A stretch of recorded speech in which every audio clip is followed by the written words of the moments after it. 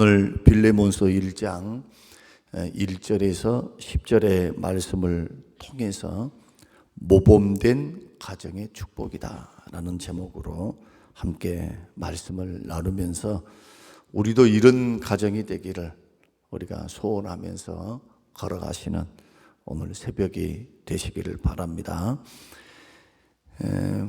피곤할 때, 몸도 마음도 피곤할 때 피곤을 풀 수 있는 곳,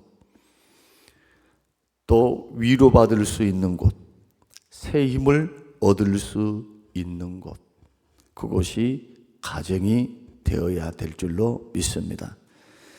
스위스의 교육가 페스탈로치는 1940년도에 살았던 인물인데 그는 이렇게 말을 했습니다. 가정은 최상의 학교이고 이 학교의 교과 과정은 사랑이다. 그렇게 말을 했습니다.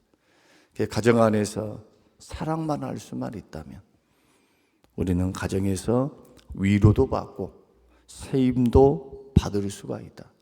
그러나 가정이 그런 기능을 하지 못하면 영육이 쉴 수 있는 그러한 공간이 없기 때문에 우리의 인생은 불행하고 그리고 우리의 인생은 삭막하고 삶의 의미를 상실합니다. 남자 입장에서 가만히 생각해 봅니다. 성공도 좋고 일도 좋고 돈을 많이 버는 것도 좋고 동호회 활동도 좋고 다 좋아요.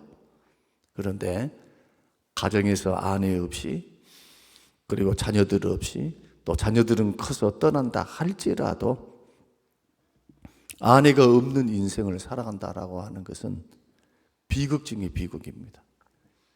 여자분들은 혼자 살 수 있다고 하지만 남자들은 혼자 인생을 산다라고 하는 것은 비참합니다. 하나님께서 돕는 배필로 아내를 주셨기 때문에 혼자 살아가는 것과 돕는 사람이 있어서 살아가는 것과 인생이 천지 차이예요. 그래서 가정이란 결국 하나님이 주신 축복의 장치인데 이것을 지키는 것은 누가 해야 될까요? 우리 각자가 해야 합니다. 물론 하나님께서 지켜주셔야 되죠. 하나님께서 자식들을, 하나님께서 남편과 아내를 지켜주셔야 하는 것만큼은 사실이지만 그러나 그 가정을 아름답게 가꾸고 지키고 그리고 성장시키고 사랑의 공동체가 되도록 만들어가는 것은 우리 각자에게 주어진 사명이기 때문에 우리가 인생 살아갑니다. 우리 한 번밖에 없는 인생 살아갑니다. 짧은 인생 살아갑니다. 우리가 이 인생을 살아갈 때 어디에 투자를 하고 어디에 마음을 쏟아야 하는가? 일도 좋아요. 그러나 일이 목적이 아닙니다. 우리가 열심히 여가 활동을 합니다. 그러나 그것이 목적이 아닙니다. 우리는 하나님께 영광을 올려드리고 그리고 저 천국 가기 전까지 하나님이 우리에게 허락하신 그 뜻을 이루기 위해서 영적 동지들을 준 겁니다. 영적 동지들, 동반자, 저 천국의 순례길의 동반자, 끌어주고 밀어주고 세워주고 함께 험한 세상 이겨나갈 수 있는 그러한 아군들을 허락하시는데 이게 가족이에요. 가정을 망치고 가족을 망쳐버린다라고 하는 것은 그건 자기를 망치는 것과 똑같습니다.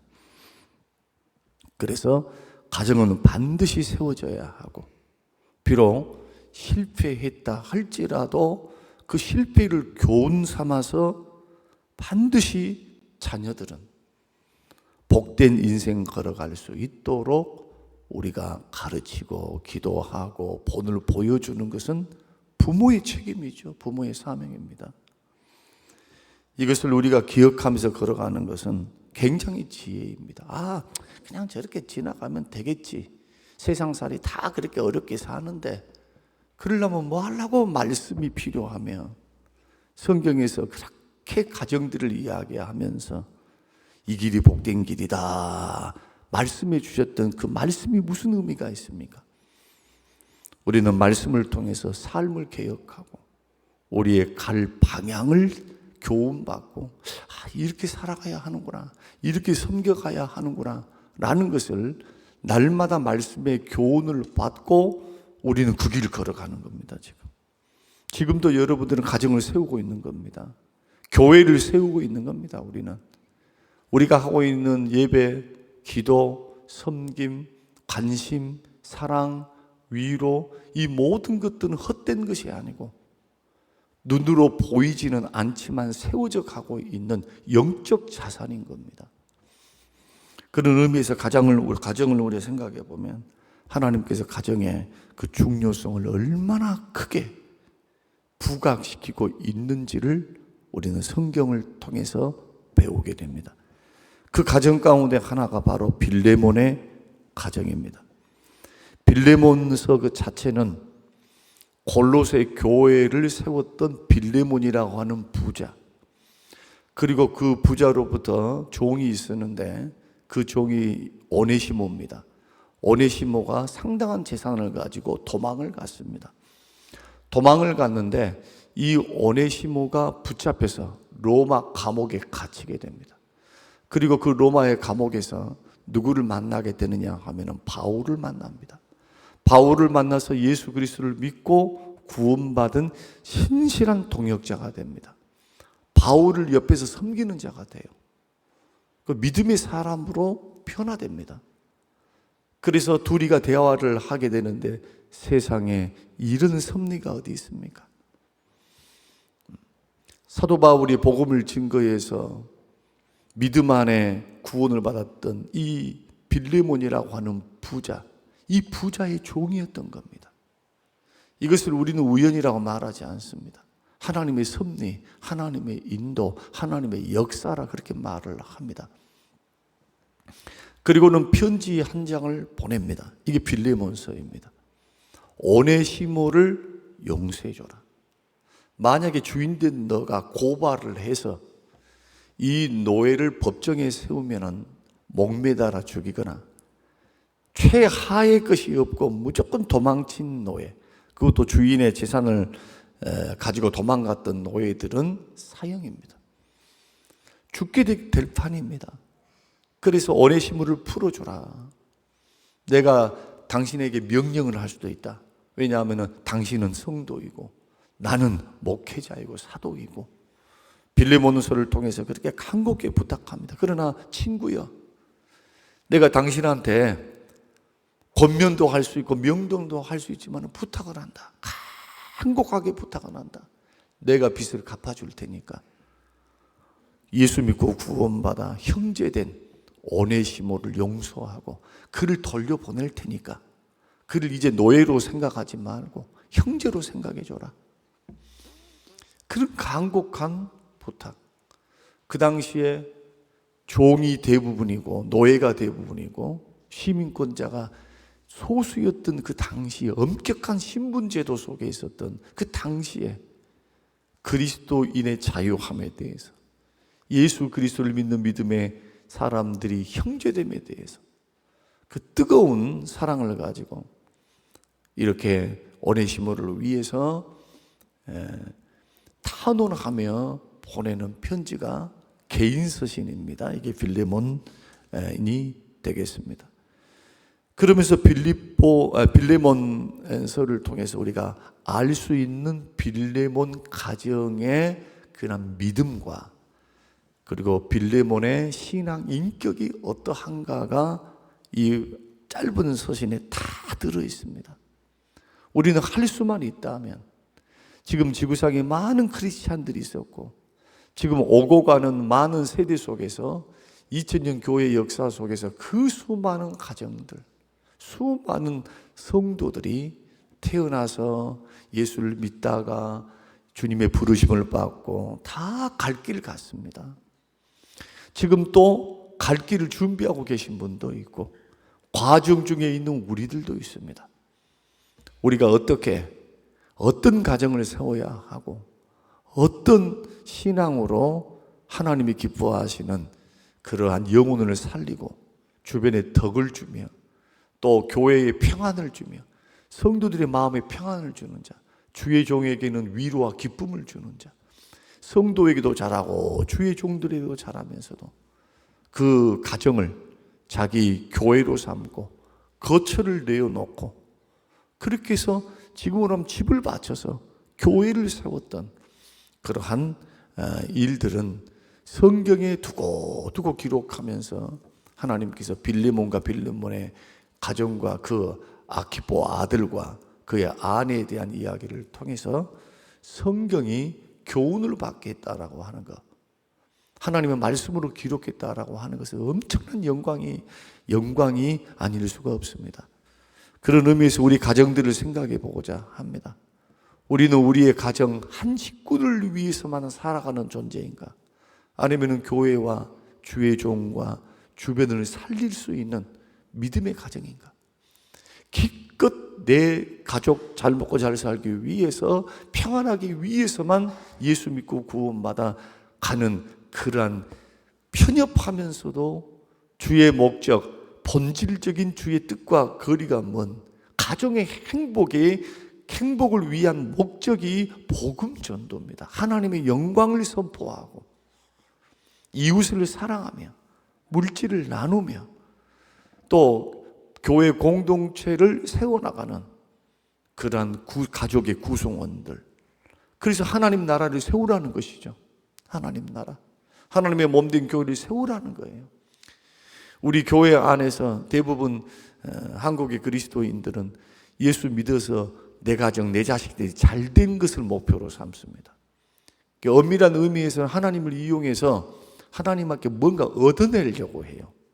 이것은 따라오는 건데, 믿음으로 순종해서 걸어가면, 그 길을 걸어가면 잘 믿으라고, 더 믿으라고, 잘했다고 격려해 주시면 칭찬해 주는 것이 물질의 복, 건강의 복, 장수의 복, 자녀들의 복입니다. 조건이 달려있어요. 조건. 출애굽기 20장 5절과 6절, 나를 사랑하고 나의 계명을 지키는 자에게 천대까지 은혜를 베풀겠다. 조건이 딱 하나예요. 예수 믿는 믿음의 삶을 걸어갈 때 어떤 자세, 어떤 믿음으로 걸어가는가. 그러나 우리는 이런 것은 조금 내버려 두고 기도 열심히 하려고 그래요. 그냥 기도, 예배 열심히 참석하는 거 기본입니다. 기본. 아주 기본 중에 기본이에요. 모이기를 피하는 사람들이 어떤 습관과 같지 아니하고 하나님 앞에 그 시간을 드리고 정성을 드리고 기도를 드리는 게 어떻게 헛된 일입니까? 우리 영혼과 가정을 세우는 길이요, 우리의 기도를 들으시는 하나님이 계시는데, 우리를 받으시는 하나님이 계시는데, 그걸 계산하지 아니하실 하나님이 어디 계시겠어요? 다 보고 알고 계시는데.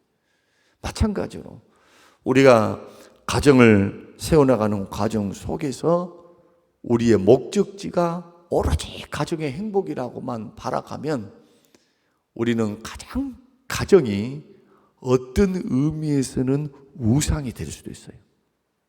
가정의 중요성은 약화시킬 수는 없지만, 그러나 가정이 우상이 될 수도 있어요. 절대로 하나님보다 가정이 먼저가 아닙니다. 가정은 중요한 것이로되 하나님과 그의 뜻과 그의 목적과 하나님의 뜻과 하나님의 영광과 하나님의 목적을 이루는 것, 이것이 먼저 선행되어야 할 조건입니다. 그래서 하나님께서 우주 만물을 창조하시고 사람을 가장 맨 먼저 창조하시되 아담을 흙으로 지었고 아담을 깊이 잠들게 하신 후에 독촉하는 것이 좋아 안 보이니까 갈빗대 하나를 빼서 아내를 하와를 만나서 하와를 이끌어 줍니다.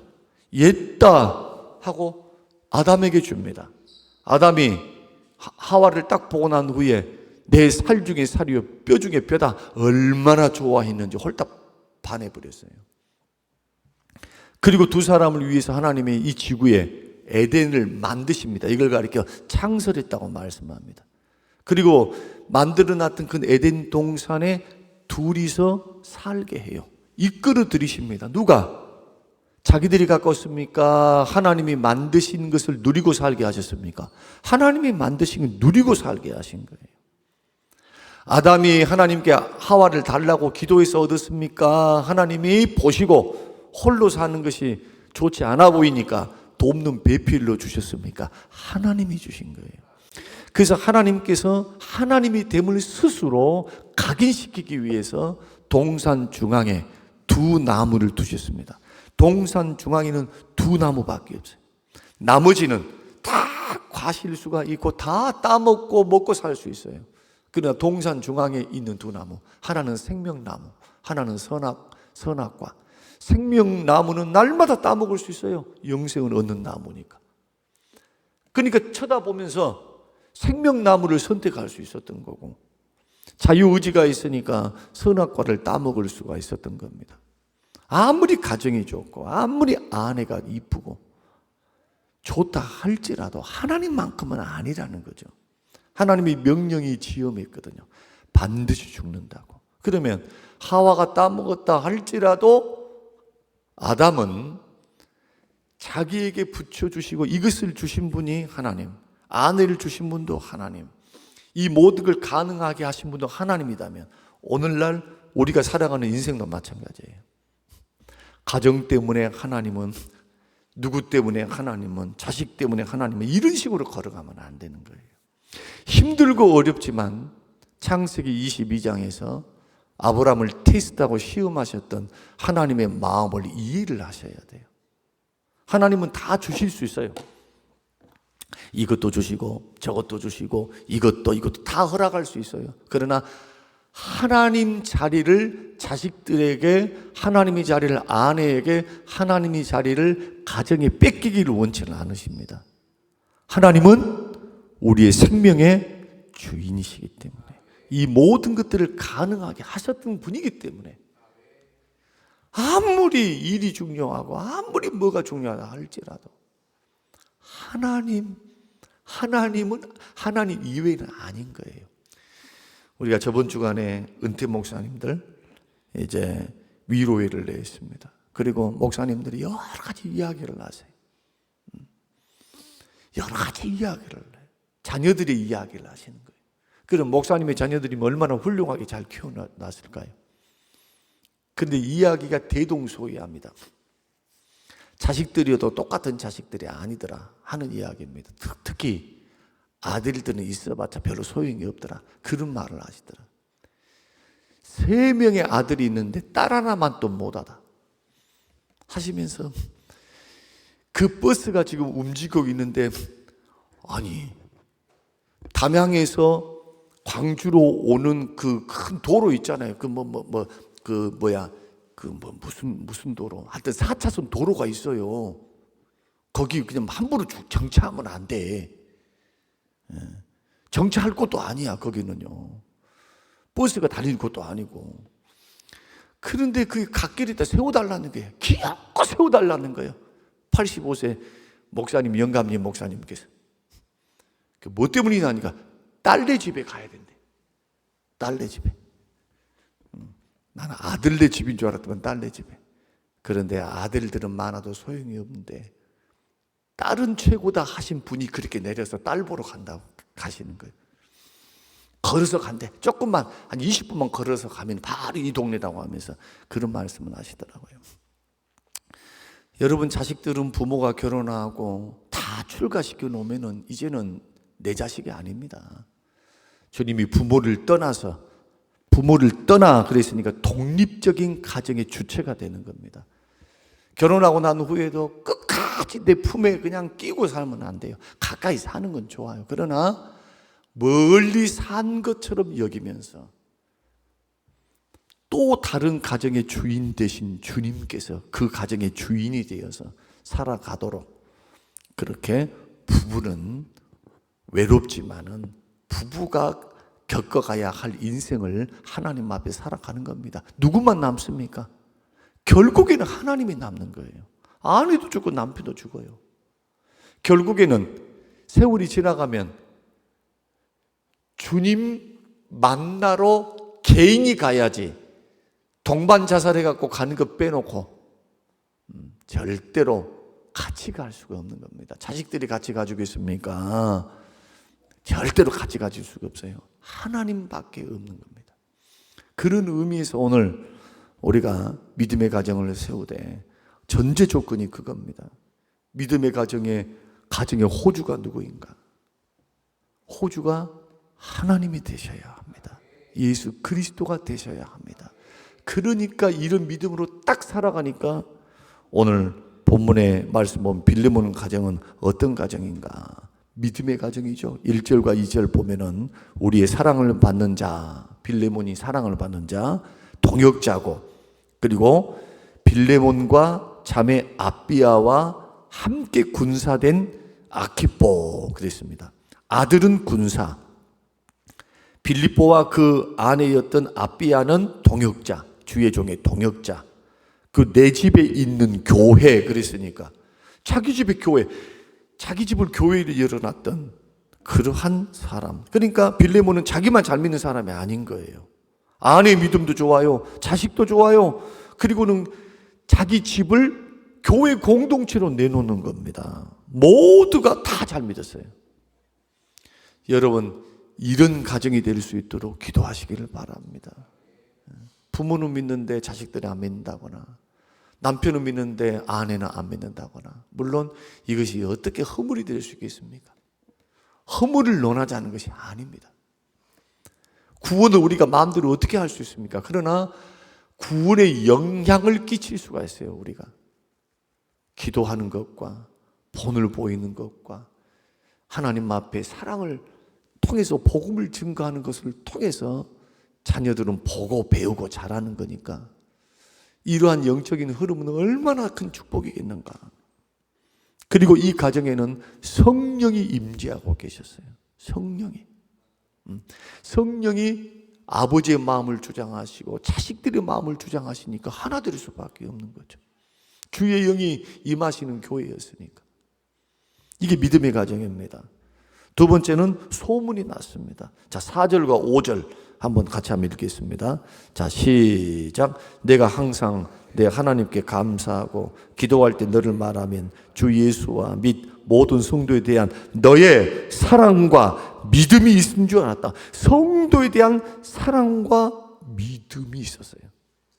누구를 향한요? 성도를 향한 사랑과 믿음입니다.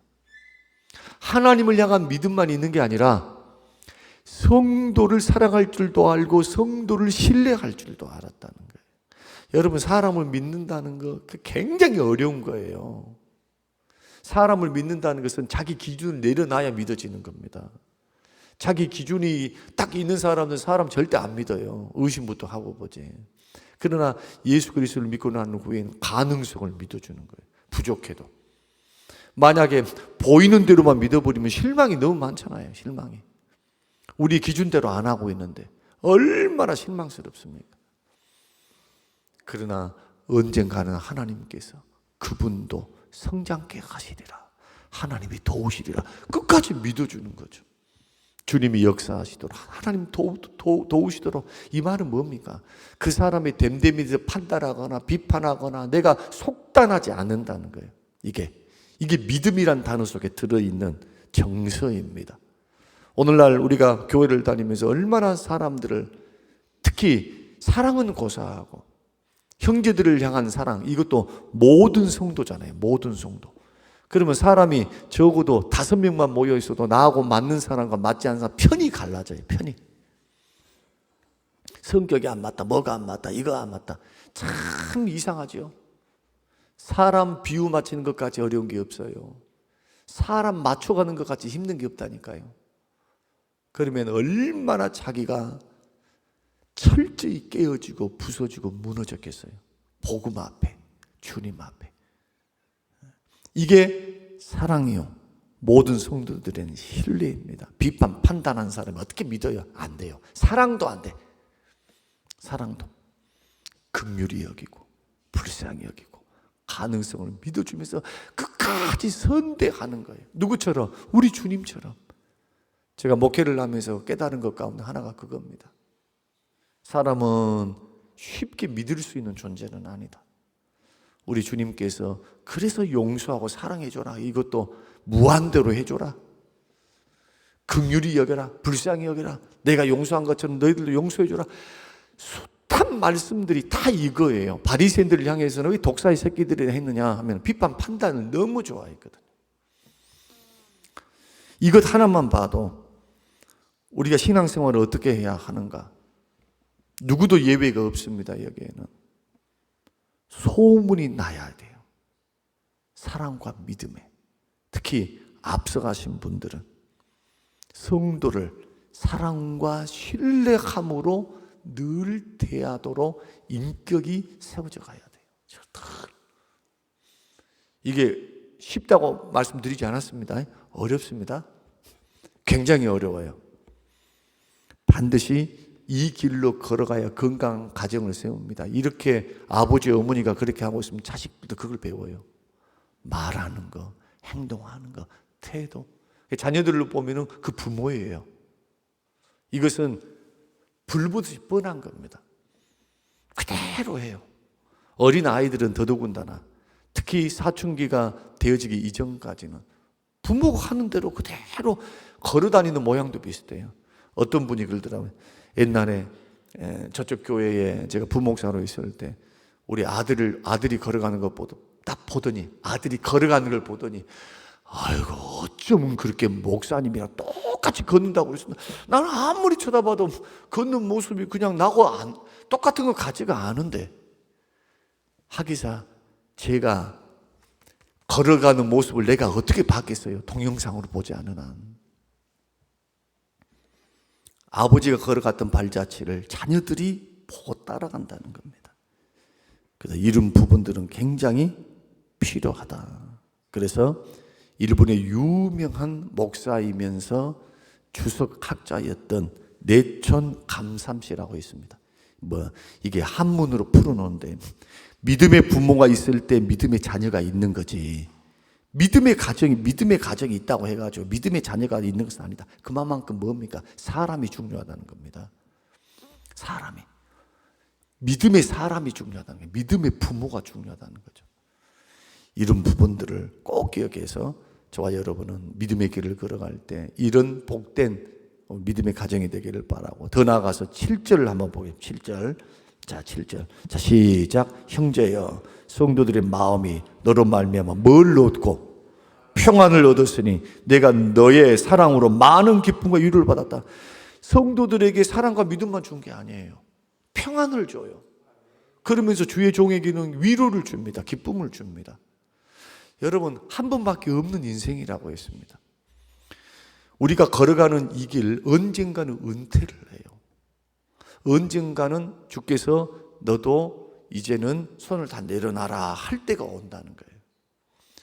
그러면 그 과정 속에서 어떻게 걸어가면 좋겠습니까? 막 불편하게, 막 만나면 불편해, 안 맞으셨으면 좋겠어.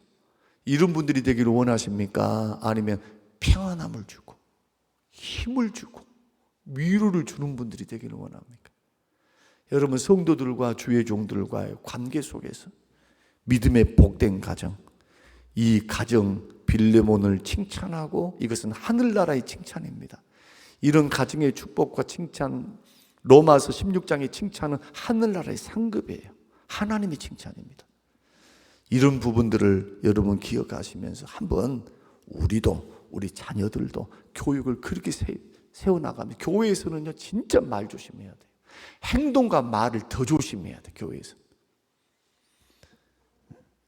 그리스도의 몸이기 때문에, 한 사람 실족시키는 것 굉장히 큰일이기 때문에 오늘 이러한 부분들을 꼭 기억해야 되고요. 이제 마지막으로, 그러면 그 이후에 오네시모는 어떻게 됐을까? 빌레몬이 용서해 줍니다. 그리고 골로새 교회로 다시 오게 합니다.